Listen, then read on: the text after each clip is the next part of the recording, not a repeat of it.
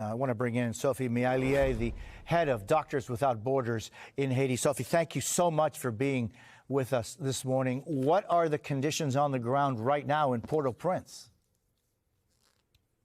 Thank you for the invitation. The Port-au-Prince right now is a city plunged into a chaos and violence, actually.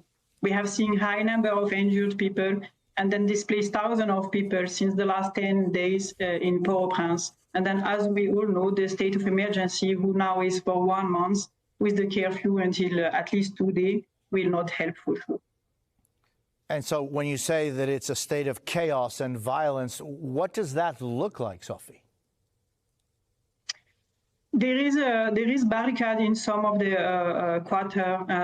The streets are deserted. The population are trying to move in the safer places. We have a lot of displaced people in some gathering area in the schools or in the places, open places. So the population is trying to find a safer place to move and then do not stay in between the situation, the tension situation. It's just so tragic because there are very few places that displaced population can go to and not find chaos and violence. Your organization, Sophie, recently shared the results of a mortality survey from the summer. It found that more than 40% of deaths in Haiti have been caused by violence.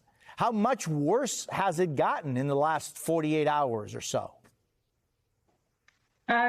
So I will not be able to tell you the total of how much is it, but what I can tell you is the consequences that we are seeing and then facing here.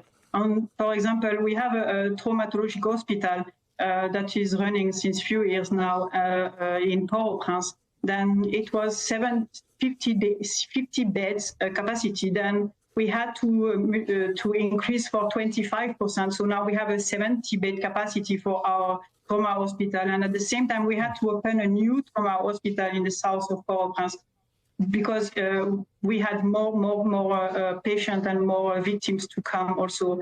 And then the admission was complicated. So we have to increase our capacity because clearly there is a high number of injured people coming day by day.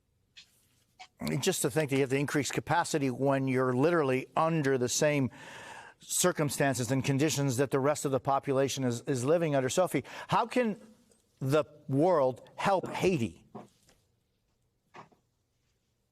To try to find a way that we can have a common understanding and an acceptance here, because actually we are facing a lot of issues. And the consequence is the high violence that we are having here. So we need to have a peace, and we have a talk here to make sure that the population can live in peace and can travel peacefully in the town.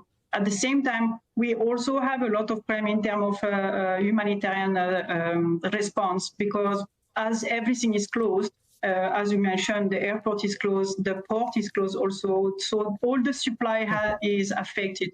For example, we have clinics, we have hospital, we have stock and pharmacy for sure, but if we don't have access to drugs, at the end we will end up to empty our stock, and then we will not be able to replenish it. So we also need to make sure that we can have access to outside to bring our supply.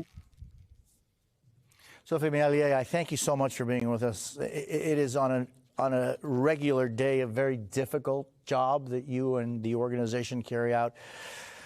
These last couple of days has made that so much more complicated and dangerous, and I thank you for what you do. Appreciate it.